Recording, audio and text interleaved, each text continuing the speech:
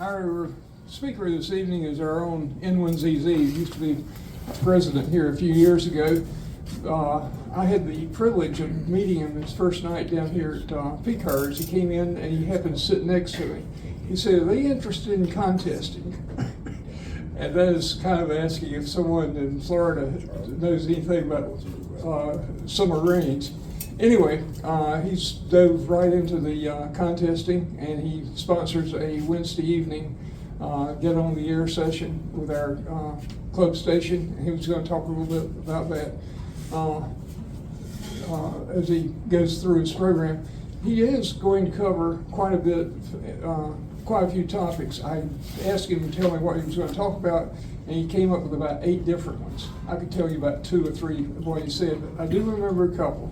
One was how to DX, how to get on the air for DXing, and how to do the logging of the logbook of the world. And then there are obviously about 4 or 5 that I've skipped over, didn't retain. But anyway, I think you'll find the program to be very entertaining, very informative, and I hope you learn a lot from it. Sir? I think it's important to note that our DX speaker has worked 339 entities out of 340. He's only missing North Korea. If anybody's going to take a trip to North Korea, let Dan know so you can set up a schedule with him. If we go, don't plan on coming back. Now you're going to go clean those posters. All right. Oh, hey, this thing works. What do you know? Thank you, Dennis. And it's great to talk about my side of the hobby that I like the most, okay? How do I run this thing? I start it right by pushing this thing here. I have to wait for that. Oh, there it is. It's going to come up in a minute. Anyway, I thought I'd start by saying how I got into ham radio DXing, okay? And this was 1957. I had, that's all about me. In 1957, I got my novice license. And it was a lot of fun. I had an AT1 transmitter. That's a 6L6 oscillator amplifier. Runs about 25 watts. Crystal controlled. No, and then I went down to New York City and I bought an HQ100 receiver. Well, after I used my Army receiver. But anyway, so I had worked quite a few stations on 80 meters with my dipole. I worked in Connecticut, I worked in New York, New Hampshire, all the big ones. New Jersey, I finally got. But I was on, and I had worked, everybody had either a K or a W in their call, okay? That was a lot of fun.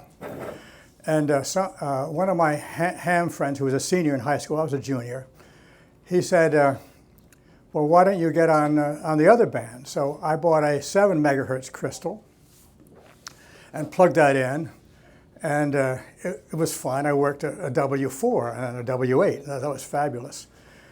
And then he told me 15-meter band had just opened up. You can take and tune your transceiver, your transmitter to the 3rd harmonic of the 7 megahertz crystal. Oh, and I had a 40-meter dipole. So I went on 15 meters. It was 21.10. That was the novice band, CW only. And I worked at W0. Boy, that was exciting. And I worked W7. Boy, that was great. And you don't just, stations don't come back to you. You have to call CQ and then you tune. Find someone coming back on CW. And I called CQ and I tuned, and this guy came back with a funny call. It was, I'll never forget it. It was DF3ZS. And I called him back 2 or 3 times going QRZ. I knew the Q signals by then. I mean, who's calling me? DF, what the hell is that? DF. And I finally called him back, and he said his name was Horst, H-O-R-S-T, and he lived in Stuttgart. I said, holy bananas. I just talked to Germany, 20 watts, a dipole 15 feet off the ground, a 40-meter dipole, maybe it was 30 feet off the ground. I just talked to Germany, and that started it. I came back, and I listened every day, and I heard The next day I heard a Yugoslav station. I called him. He came back. Pretty soon, I just kept this up. I never called another W or a K that whole spring, okay? So that's how it started. So anyway, that's the fun of it. I'm going to start just by going over some easy things here. Let me see if I know how to run this thing. How do I go to the next slide? How's that? Okay. By the way, this is a lot of us are ham radio operators that know all about DXing. Some of you haven't done it in a while. There are some new folks here. I hope to instill a little excitement in it and what fun it is and how easy it is with all the new stuff that we have, okay? But DX just means distance, okay? And you might say to yourself, put it in presentation mode. how do you do that?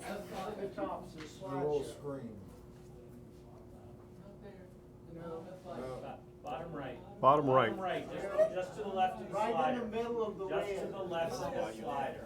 Left of the slider. Left, right There. Then you just have to use these arrow keys to go forward and back. Wait until the projector sees it. Hey, that's cool. Thank you so much. Okay, so anyway, so DX just means distance. And, you know, just say you're in New York State, okay, and distance might be Mexico or even Puerto Rico. But it may be outer Mongolia. So everything's DX. As a matter of fact, what's the closest rare station to the United States that is DX? It was just on the air just recently. Where the horses are. What's that island? Sable Island. That's rare as all get out. That's only, 300 miles off the coast of Canada. So DX is anyone that's not the US, in my view, okay? Now there's also, and I'm going to talk about HF DXing, there's also DXing for the guys on UHF and VHF. I mean, moon bounce is a hell of a good DX. And then guys with high antennas on 440 that get a long distance, that's DX too. It doesn't have to be a foreign country. But I'm going to talk just about HF because I like big antennas, okay? So what do I press here? Just Hit your space bar? Okay. DX is fun. I just talked about this, Horst and Stuttgart and stuff, but what was amazing was, if you think about it, the power of a third of a 60-watt bulb got you into Germany. And I'm just going to say one thing really interesting. Many hams, I haven't, have transmitted a signal and heard it come back, a second later, and it's going around the world. So HF, it's an amazing trick of God, if you want to think of it that way, that we can do this with low power and get so far. So on to the next. What I'm going to talk about tonight, and I can't cover much of any of them, but just a little bit. Getting on the air, which I will talk about, QSOs, awards and certificates, logging, QSLing, DXpeditions, contesting, FT8, club station, and I'll answer any questions that you have about any of this stuff. And also I've got some stuff up here if you want to look at that's sort of interesting relating to the world of DXing, okay? So let's go to the next.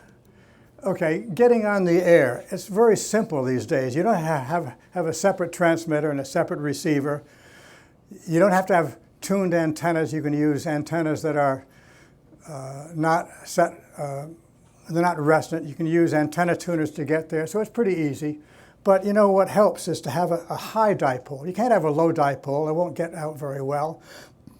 If you have a vertical antenna, and if it's a quarter wave and stuff, you have to have a bunch of radials. Otherwise, it won't radiate laterally, and your signal will go vertical, and you won't get very well on the DX. But these days, in my days, you had a logbook.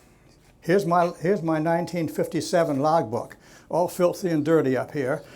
But you had to have a logbook, and believe it or not, the FCC required you to, every time you went on the air and called CQ, you had to log it back then. Had a time and date, and the emission mode, and you had to log it. And we did it diligently, being scared of being caught by the FCC, I guess. But nowadays, you have a logbook. It makes it really easy. It's on your computer. You can enter the stuff, and you get the time right. You get the date right, because the computer puts that in. I'll talk a little bit about that. But there are so many logging programs out there. I use one. I'll talk about it in a minute. The last part about DXing is that you listen a lot. You know, if you sit there calling CQ, you might get Puerto Rico or Mexico or Venezuela, but you won't get the guy in Botswana, because they won't come back. You're very lucky. So you have to listen a lot to work these DX.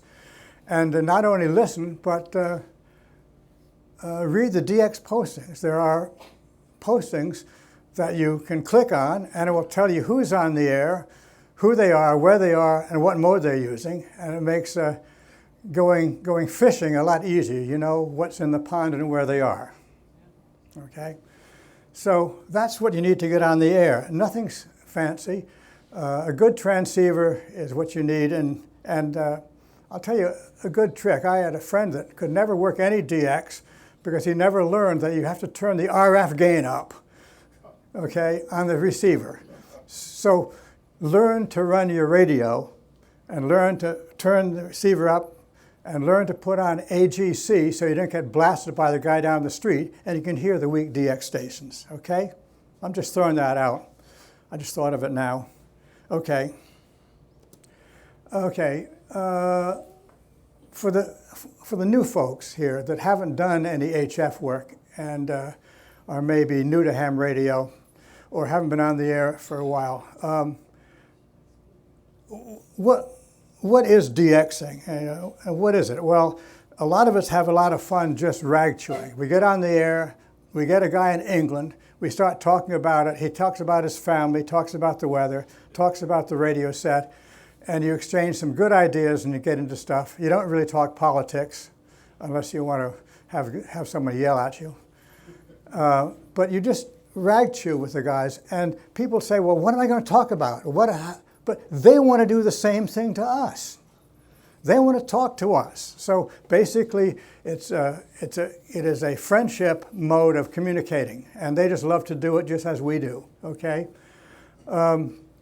One thing, too, people talk about, well, what happens if they're foreigners and I don't speak their language and stuff? Well, most everybody knows how to do a QSO in English. It's hard to understand them when their accent is Chinese. You know, they say their name. My name is, and you can't figure it out. But they do speak English. Most everybody does. And there's a book out there called The Ham's Interpreter. And many of us learned how to learn 20 sentences in someone else's language so we could speak to a guy in, I've had thousands of QSOs with the Russians, and I know 25 sentences in Russian. And I learned that from the book. So everybody's open to have fun with this hobby.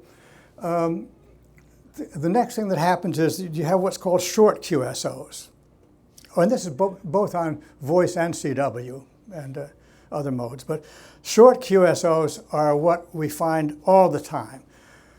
Some guys in a foreign country, as an example, and he's just testing his equipment. He wants to see how he can do it. So all you do is you say, PJ2T, you're 5 and 9 in Florida. My name is Dan. The guy comes back and says the same thing. You're 5 and 7 here in Curacao, and my name is Fred. Thanks a lot, 73. Good night. And that's a short QSO. But then there are other short QSOs that get even shorter, like a DXpedition. And a DXpedition is the other side of the hobby. Many of the clubs and stuff and ham radio operators go to an island that's rare and put it on the air just because it's rare and people want to talk to a new country, like someone wants to talk to an old country with Swan Island. It doesn't exist anymore, but that was an American island in the Caribbean. And when they got there, they were mobbed with stations calling. So all they do is give a report, like you know, KS4Q. You don't even give his call. He's on the frequency. He says QRZ. You go back and you say N1ZZ. He comes back and says N1ZZ 5 and 9. You go back and you say you're 5 and 9, maybe in Florida. And that's it. Over and done with. He's on to the next station. And that stuff counts for awards, too. So then the next thing is contesting QSOs. And here, the QSOs are real short. They usually carry a message like you're supposed to say where you are, like you're 5 and 9 in Florida, or you're 5'9", my number is 23. That means you've talked to 22 other stations, and this guy's 23, and he logs it. So that's what's going on. And basically, most of the guys on HF, they're seeking to have fun with it a little bit further. They're trying to get an award, work DXCC, jump into a contest and work the Florida Contest Club. There's a contest where Florida puts all of their counties on the air, and everybody tries to work them. So that's some of the fun stuff about HFing, okay? And we like to operate in contests all the time, too. I said earlier, you know, that there's ways that you can learn who's on the air and when. This is just I copied a page. By the way, it's hard copying off my computer. I don't know. I scoffed this page off something. But that's a DX Summit. It's a spotting network, a spotting on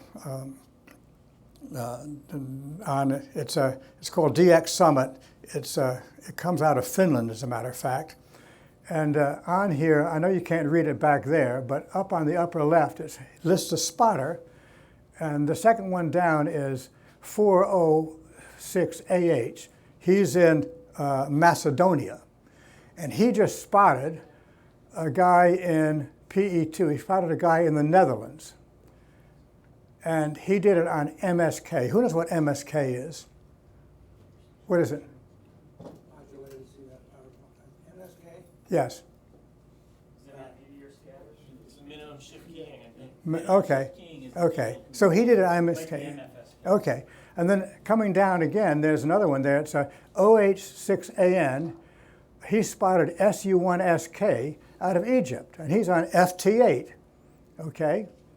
And they give his band as 21.074.8. So if you're on PSK31, you go to 21 megahertz, you may hear him and be able to work him. So the work of going and listening and hunting is solved for you. You have some, okay? And this goes on all day long, and you can even spot yourself, okay? We all use it. You use it a lot, don't you? Sure. Everyone does. And when you come to the club station, I'll bring it up, and we choose the station that we want to work, and we go find them usually. Okay. So that's a spotting network. Then after you work a bunch of stations, and you've logged them, then you can apply for various awards. Now, you have to work a bunch of stations and figure out what you want to do, but the DX Century Club is the award that most people go for. That's when you have to work 100 different countries on any band, or all bands, or single bands, but there's all different awards for it, but you have to work 100 countries. It's the most popular award out there. And it's sponsored by ARRL. And you used to have to take all your QSL cards and send them in. And a fellow by the name of White, I forget his first name, W1 something or other, he would check all the cards off and send them back. You'd send him some money. He'd send you a handwritten list of it. It would come back in ink. And I have lots of those at home.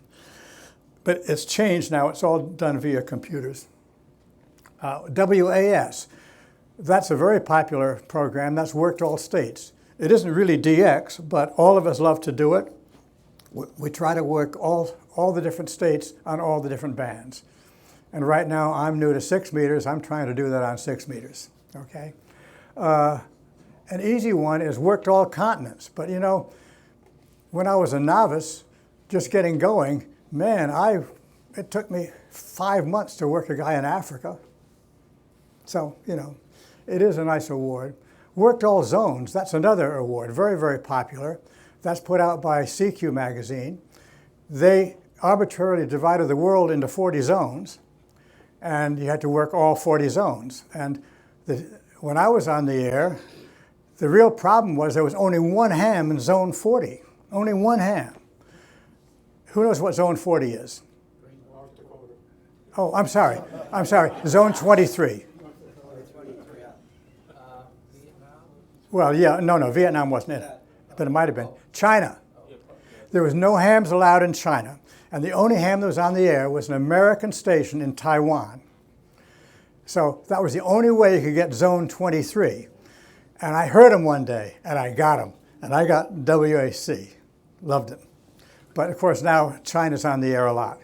Okay, I have a book here of, I'm just going to hold it up. By the way, you can come up later and see these things during the break. Here's a book. It's got, see if I can find it. It's got 3,312 awards in it. So if you're looking for an award from, I'll just choose a company. How about Papua New Guinea? There's an award in here from New Guinea, from the Club of New Guinea. Okay, so you can get awards for anything. And some of the awards are going for the Bacon Award. I don't know what that is, but it's in there. And you can get awards from the Florida Contest Group for, what's our thing that we do in the car? Yeah, Florida, you can get an award for that. Okay, so that's that. Okay, I'm talking too much. Let me go to the next. Dan, you might mention that you talked about DXCC, but a lot of those awards are 5 bands also. Yes, I said single bands. So I've got all bands except for 6 meters and 2 meters. Yes. You might also mention sunspots. Oh, I haven't done that. Okay, Don is correct. I didn't talk at all about sunspot cycles and/or bands. The HF bands basically are 160 meters, that's 1.8 megahertz, through 28 megahertz, with maybe 6 meters in there too, at 54 megahertz. And the sun has sunspots. When it has sunspots, we have radiation hitting the Earth. That changes the upper ionosphere for refractions, reflections and refractions for our signals. Right now, the sunspots are at a peak, so bands like 10 meters are wide open to all the world. And when I was on the air in 1958, I got my general. And the sunspots were great. And I got on 10 meters. I had bought a DX40. It had voice. And was allowed to go on no, it wasn't SSB. It was AM, ancient modulation. And my first day, I called CQ, and I worked XW8AL in, why am I drawing a blank? XW8, right north of Vietnam. What's that? Laos. I worked the American Embassy in Laos, running 35 watts on 10 meters with a dipole on 10 meters. Boy, does that knock your socks off when something like that happens. I couldn't believe it. Anyway, so right now the sunspots are really good, so it's a good time to get on the air, and you can get on the air with fairly low power and work the world, okay? I used N3FJP as a logging program. I used to use VQ log, and I've used other logs. But you've got to have a logging program, guys. It makes it real easy, and you don't make mistakes. And N1MM is a contesting log, but it's also a general purpose log. Okay, so you can bring out a log. They're somewhat free. I think you have to pay a little bit for that, some of them. But they're neat. Okay, I'll talk about logs in a minute, but so what happens when you work a station? Okay, you know you worked him, he knows he worked you, but you have to confirm it. So we do what's called confirming using QSLs, okay? In the beginning, I didn't know much about this, and that's why I got my QSL from Germany and from Yugoslavia by talking to a ham. He had a book called, it was, everybody's address was in it. What's that book called? Call Book of the World. And so I sent an envelope over and put a dollar bill in it and sent it over to Yugoslavia, and I got a card back in 4 weeks, and I still have the card. So you can always send out and get cards from people. I still get them all the time. You can send it. Send it, to the ham directly. Hope to get a return card. Send him some money. Send him a self-addressed envelope. You can always do that. And years ago, I think it was about 50 or 60% effective. We used to also put in a reply coupon that would allow them to buy a stamp from their local post office. They don't have that anymore. Okay, now the next best thing is you can use the QSL Bureau. And the QSL Bureau is put on by ham clubs, sponsored by ARRL. And what you do is you send an envelope to your W4 QSL Bureau, put some money in it, and when a card comes in, the foreign guys will send a bunch of cards to the USA. It'll end up in their W4 QSL Bureau. They'll put it in your envelope. After they get 10 or 20 cards, they'll send it to you, and you get your cards that way. And it works great. We've been doing it for years. Every year I send out a stack about 2 inches high to my bureau, and I get piles back, okay? And if you don't send them an envelope to the bureau, after 4 or 5 years, they throw them out. So I implore you, if you do DXing, to put an envelope at the bureau, okay? There's also the outgoing bureau, sponsored by the ARRL. I think that they charge something like $10 a pound or something like that for the QSLs. And what they do is they get all the QSLs there, they stick them in bins. When they get 50 or 100 QSLs going out to Germany, they send them to the German QSL Bureau. This way you don't spend money on QSLs and you get them. But you don't really need QSLs anymore so much, because now we have the Logbook of the World, and that's sponsored by the ARRL. So what you do is you send your log information to the ARRL. They post it in the Logbook of the World, and if someone else sends their information to the Logbook of the World, they match it up, and lo and behold, you have a confirmation, the same as a QSL card. Okay? Okay, I was just talking about the ARRL maintains the massive database. It is massive. I don't know how big their storage is, but it must be huge. They have millions and millions of QSOs being logged. They electronically submits the QSOs for confirmation. You can go on and view it and see how you're doing.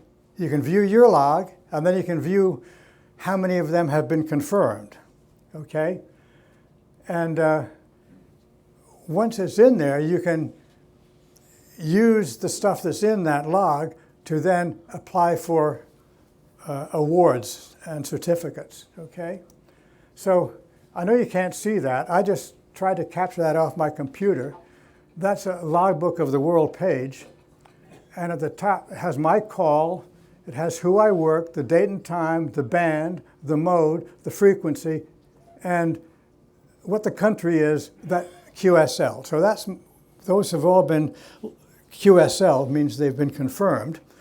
I'm going to go to the next page. I copied that off one of their pages, and that shows that some guy, H44MS, decided to send in his log, and it matched my entry, And there are 4 entries there from H44MS from the Solomon Islands. And there he gives the 3 different QSOs that I've had with him. That was in the year 24, the year 7, and the year 2015. I've had 3 QSOs with that guy.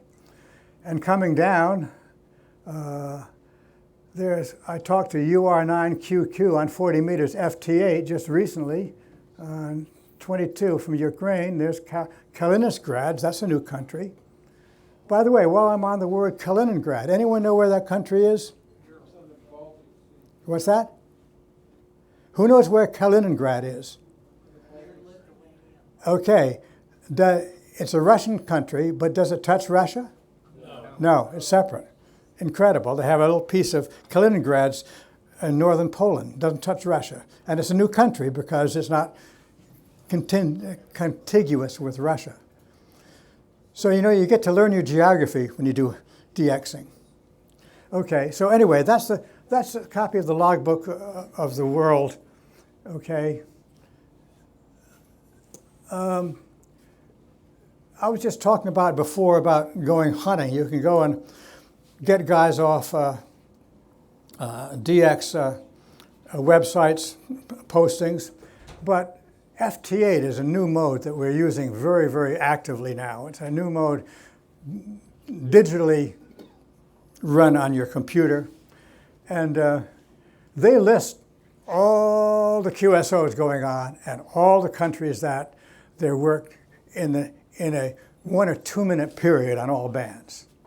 So if you want to chase DX, and you want to work some new countries, every country on the right over there you can click on, and your FT8 software is going to send out a call to that country. So it makes working DX sort of duck soup in one sense. Maybe it takes the fun out of searching around, but you know, you can go and do it and take a break and come back and do it again, and you don't have to sit there for hours chasing it. It's always up and running. Right now, that's that window is a 2 minute period, and it shows that on the air working stations is England, USA, Italy, EA8, the Canary Islands, M0, that's England, T77, that's in Italy. What's that country? San Marino. San Marino, right. I'm drawing a blank. Oh, there's YB1. He's out of Indonesia, Germany, Poland. There's Italy, there's Cuba, there's Italy, and there's Belgium. So all those stations are on the air right now. So if you would like to work a bunch of stations, sit there and click on them, and most likely you'll get at least half of them, unless they're taken by others. So anyway, I'm going to talk about radio sports. That's called contesting. HFers love it, okay? Because these days we often watch TV and we don't sit in front of the radio set, but boy, give it a contest. You know, you want to get on and see how well you do. You want to see how well your radio works. You want to see how good you are. If you're a Morse code operator, you want to see how good your skills are to rapidly enter stuff. And you want to get over some of their accents if they're foreigners and be able to pull out a QSO. A contest is real simple in one sense because you don't have to exchange a lot of data. But the contests that are very popular, of course, are the ARRL DXCC Worldwide. That's a contest where everybody in the world wants to talk to everybody else in the world. So you can have a lot of fun, you know, and just say you have never worked anyone in Thailand. Doggone it, there'll probably be 4 or 5 stations in Thailand on there trying to work a new state in Connecticut, in the USA. I used to come from Connecticut, you see. The CQ magazine puts on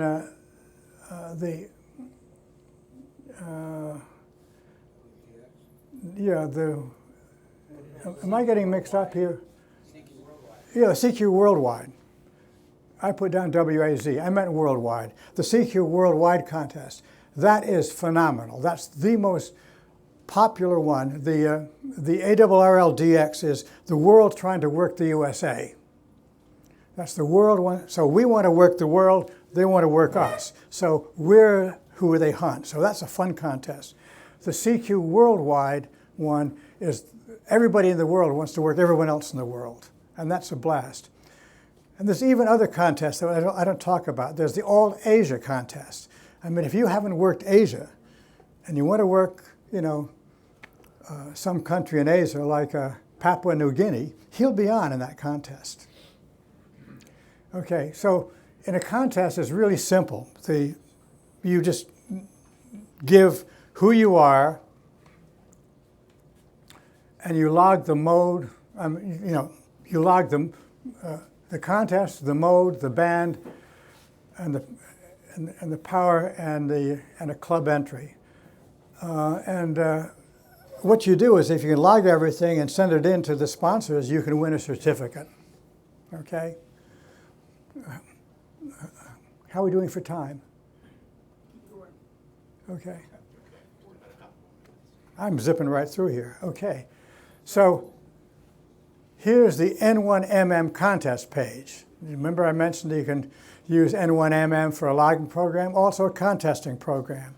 And what's neat about this is that you push a button and it brings up all the goodies you need for a contest.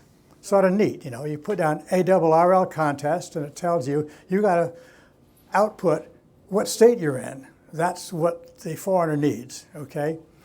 And down at the bottom line, I don't know if you can see it back there, that's the entry window.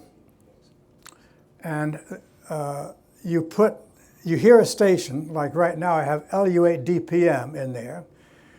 I enter it in, and it pre-programs a response. You can change that if you want.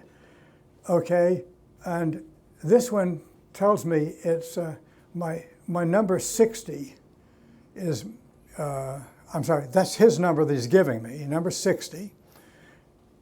I'm sorry, I got it mixed up. I think that's your number. That's my number 60, and next to him was his number. So that I'm slow in that. I'm way the hell behind. I'm number 60. I've been drinking beer in the kitchen. That's what I've been doing. But on the air for 20 minutes. oh, that's all right. As a matter of fact, anyway. But his number's to the right, and he's talked to 1,432 stations. So he's going to beat the hell out of me. But that's all right. So and then I press the button, and it logs it. And then over on the right, I don't know if you can see the little check marks. It tells you what the multiplier is. So you can see I've only been on the air for a short amount of time because everybody's new. But after I work one guy in Argentina, then the next ones won't count as much points because it wasn't a new country. It wasn't a new one. The prefix contest. Was that the prefix contest? That's what it is. Yeah. Okay, I hadn't seen what it was. Okay. So anyway, but what's neat is it logs the frequency, it logs the time, it logs the number sent, his number, and the WPX, I see it, the WPX prefix. So if I had worked one LU8 and I worked an LU7, that's a new prefix. So you sit there getting all excited about another prefix, like you worked France, F6, now you work F4. Man, that's a new multiplier. So that's the fun of contesting. And the N1MM is what we use in our club, usually, because it's a world-used program, and everyone seems to have learned it pretty well. Okay, and then you can apply for a certificate. I brought up two of my favorite certificates. That's 1958, DX Century Club on the left. In 1958, I got it. I'd been a general class operator for 6 months, and I got DXCC. Now, all those little things around it are every time you'd send in to the ARRL, now you do it via a card checker, but they would send you back a sticker. So it starts off over here. I got, man, that's 110, 120, 130, 140, all around the top down here. It says 355. I just checked this morning in my incoming mail that I had sitting there for 8 months. I've got 165 in there. So I haven't stuck it on yet. I'm sorry, 365. 365 stations. So you can see I've been addicted to this stuff for a long time. That's WAZ. I worked all zones. That's also in 1958. That's when the American Embassy was alive in Taiwan. Okay. I've just covered a whole lot of stuff. Okay, I hope it's got people thinking about DXing again if you haven't. But HF DXing is pretty easy these days. But if you want to come and just enjoy it with a big station, come on over to the our ham radio club. We're set up for having a lot of fun. Every Wednesday I do DX night. Really, I don't need to work DX, but I love to see you guys get on the air and do it yourself if you haven't done it before, or if you want to work a new country or a new thing, come over and do it. Or if you want to just rag chew, we usually can hook up with some Europeans to get some nice rag chewing with some guys in England, and talk to a few Russians if you want to talk to them about politics. Forget it.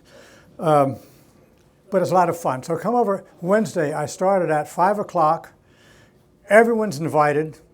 Okay, and if you're a general class operator, we'll go to the general class bands and chase DX there. The bands are wide open in general, 20 meters, 15 meters, and 10 meters. And we usually do SSB. I like to show people CW if you haven't done it, or if you want to work someone on CW, you can do a straight key or the automatic keys.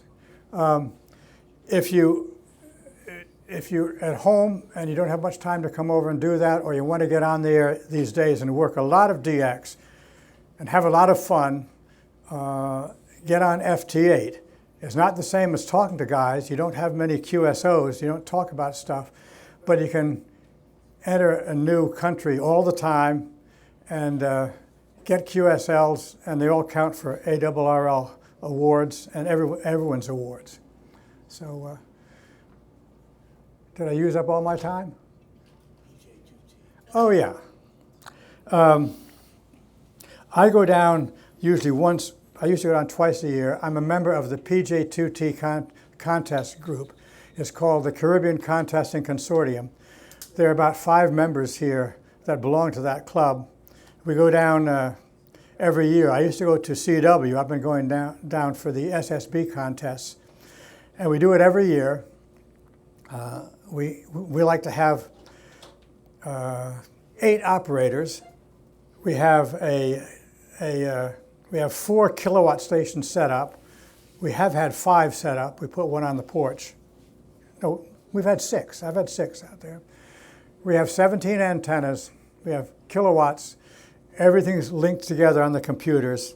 And we run 2 days, 48 hours, where we operate very fast. We talk to typically 10,000 stations on a weekend, and our group has won. We have won 5 years in a row, world's winner in the ARRL DX contest. Okay, so if people are really excited and are good operators and stuff, and talk to us and join our club, we'd love to. We're going to keep the DX QSOs going. By the way, the PJ2T claims to have had more QSOs in Logbook of the World than any station in the world right now. Anything else about PJ2T? It's fun. And by the way,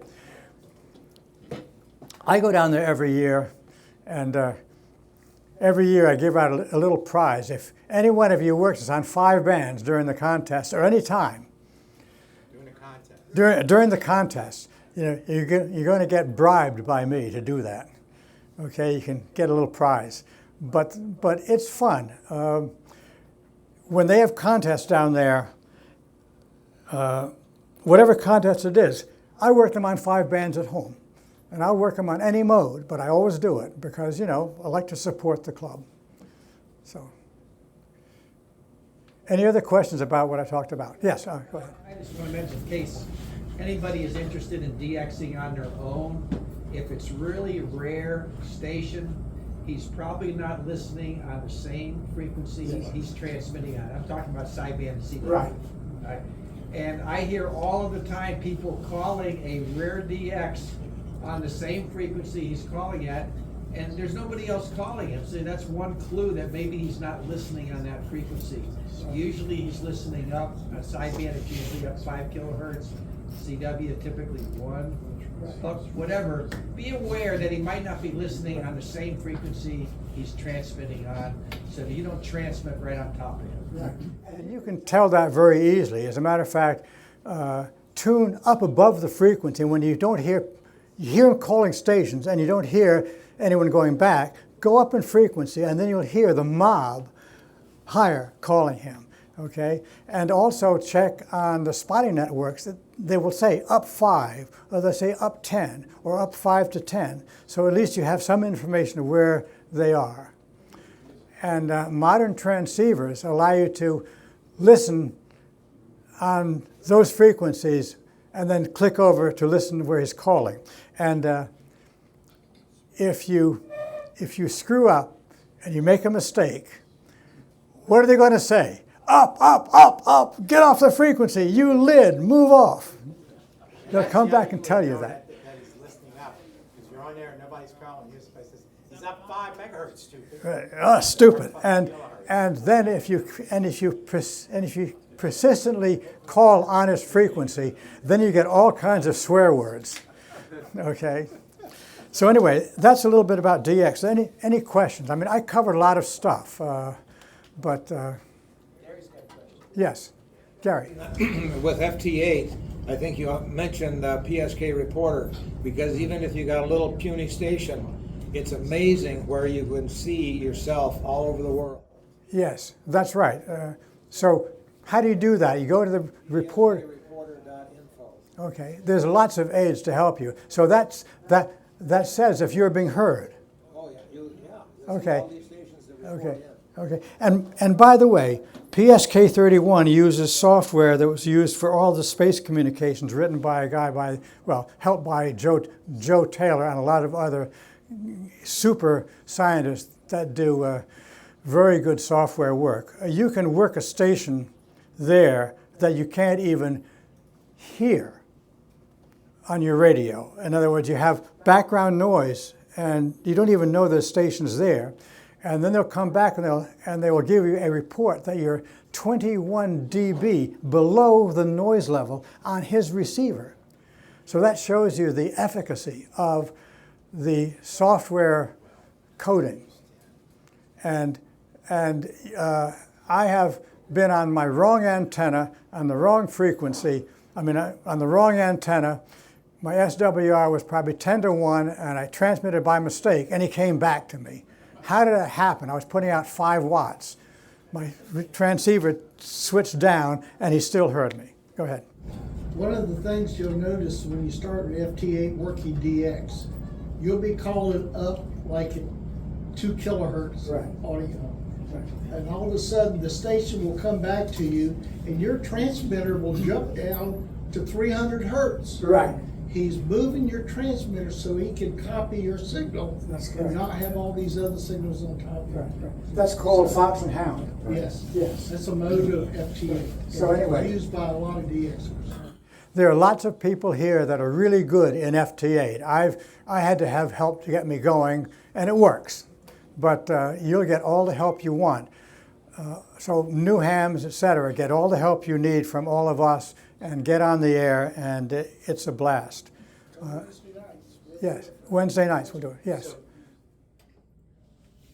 One other thing really quick, Rob was just mentioned here, and some of you guys that are new in a club, just newly licensed, have come out. And Dan's acted as control operator. You can get on the air on the club call or either with Dan's calls. Right. He could be a control operator. When you get your general privileges, you'll be able to get in there. Or if you want to go 5 with 10 meters, which 10 was really crappy this weekend, I'll tell you that, because went out with Drew, we tried to do POTA, and it was like pulling teeth. But 10 is normally open. It was just a bad day. Right. And when you come out, I sit there and I start operating. Don't be afraid to say, hey, I want to operate, or hey, can we do another mode, or can we talk to some Europeans and stuff. I don't need to work the stations, okay? I just want to help everybody, because as you can see, I've been on the air a long time, and I've probably worked that guy. So I don't need to do it. Yes? Is, whatever it is, PK 31 or PSK 31, is Yes. that still active? PSK, I believe it is. Yes. It is. By the way, when I used to own West Mountain Radio, and we came out with that interface called the Rig Blaster, and PSK 31 took off, and that got me all excited about selling equipment, which I still do. But PSK 31 is still active, and there's other modes. There's even SoScan TVs on. I hear it all the time. I hear Hellschreiber. I hear and RIDI's is on the air. So there's lots of modes. So there's even AM if you want to do that. Yes. Touch on registering logbook of the world. Oh, okay. How you register logbook of the world? You have to send in information to them, and they give you a key. What's it called? So send you a postcard with a They send you a postcard with a key, and then you put that key in your computer. And when you send your logbook information, just say you had that log program what's it called? N3FJP.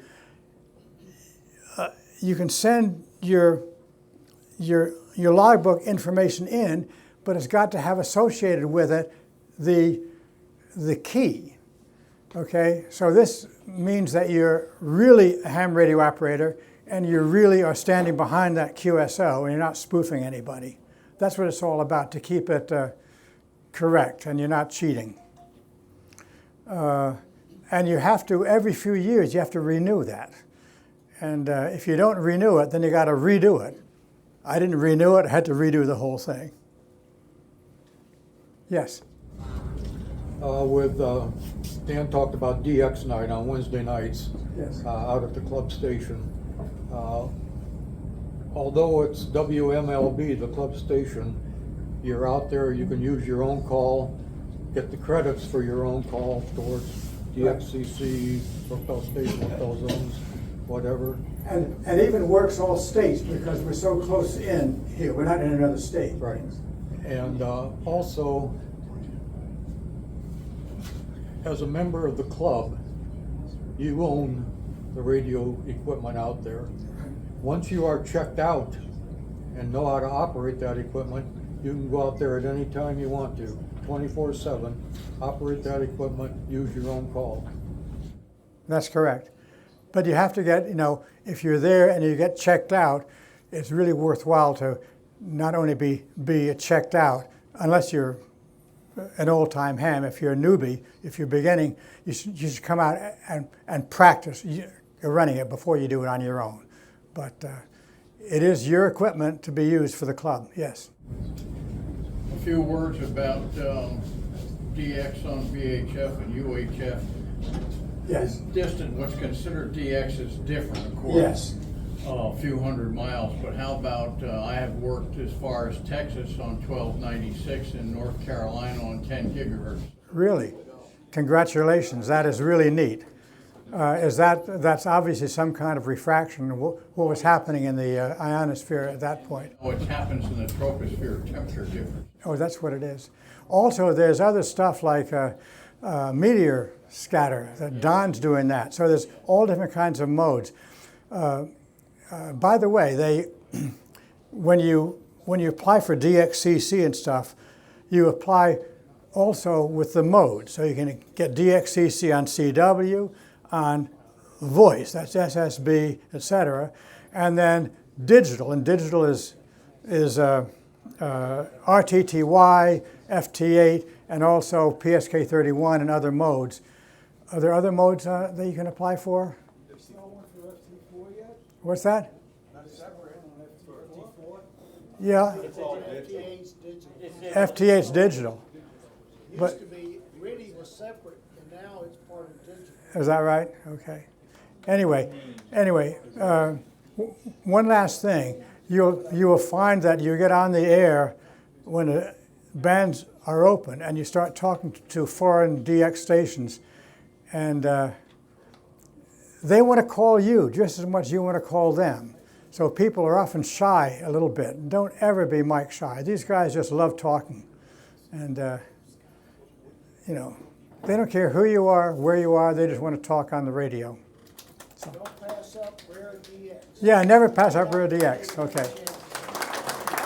Sorry, did I talk too long? Okay. Good presentation, Dan. Thank you. And just to add a little bit, PJ2 is something that Dan got a couple of us into 5 years ago. Yeah. There's 3 of us in here. The original group that went, the group's got up to 5 of us now to go every year. Right. And he came to a meeting just like this, and we met him, and he says, "I'm going down here." And he did a presentation, and that was, the rest of us got hooked on it. Okay. I want to say one other thing. I came down from Connecticut. I went on my computer. I looked if there was a ham radio club around here, and sure enough, I found one. And when I went over there, I sat next to this guy, and it happened to be Dennis. Okay, and I'm just sitting there, and he said, "Well, why don't you stand up and say who you are and what you do and stuff like this?" So he's the one who got me started in front of all you guys, and it's been a lot of fun ever since. Thanks, Dennis. So we've got him.